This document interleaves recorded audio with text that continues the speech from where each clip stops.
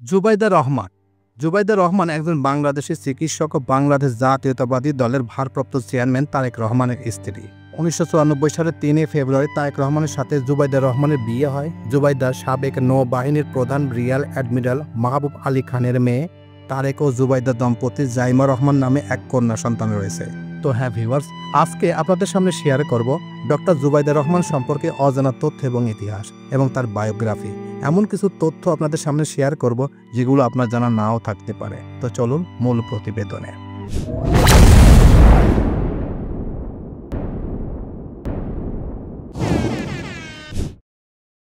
ব্যক্তিগত জীবন।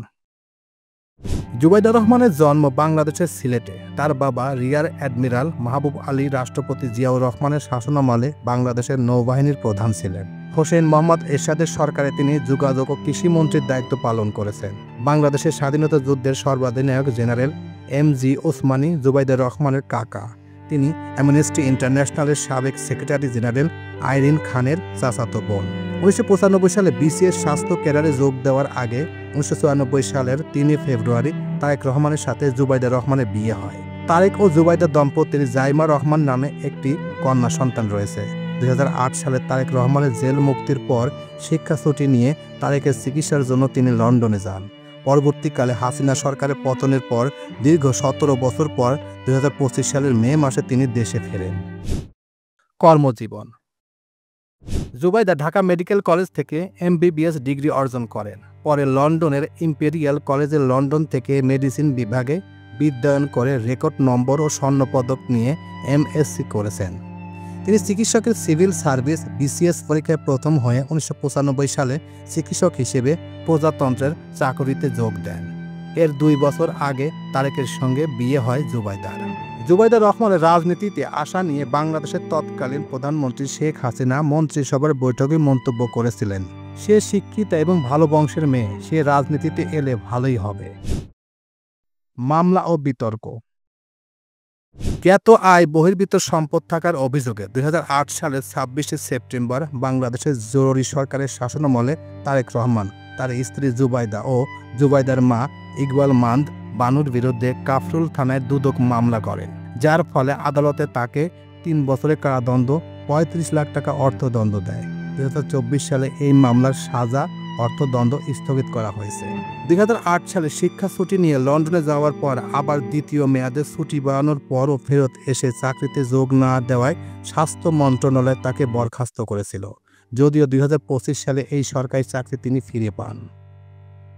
তো এই ছিল মোটামুটি আমাদের আজকের প্রতিবেদন। উপরোক্ত প্রতিবেদন থেকে আমরা একটা জিনিসই বুঝলাম যে জুবাইদা রহমান একজন বাংলাদেশি চিকিৎসক ও বাংলাদেশ জাতীয়তাবাদী দলের ভারপ্রাপ্ত চেয়ারম্যান তারেক রহমানের সহধর্মিণী।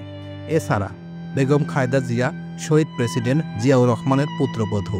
তিনি ব্যক্তিগত জীবনে সিলেটে জন্মগ্রহণ করেন। তার বাবার নাম রিয়ার অ্যাডমিরাল মাহবুব আলী রাষ্ট্রপতি জিয়াউর রহমানের শাসনামলে বাংলাদেশের নৌবাহিনীর প্রধান ছিলেন।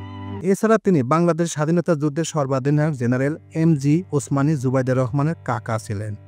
জুবাইদা রহমান ঢাকা মেডিকেল কলেজ থেকে এমবিবিএস ডিগ্রি অর্জন করেন। পরে লন্ডনের ইম্পেরিয়াল কলেজে লন্ডন থেকে মেডিসিন বিভাগে বিদ্যায়ন করে রেকর্ড নম্বর স্বর্ণপদক পান। এছাড়া 1995 সালে চিকিৎসক হিসেবে প্রজাতন্ত্রের চাকরিচ্যুত করেন।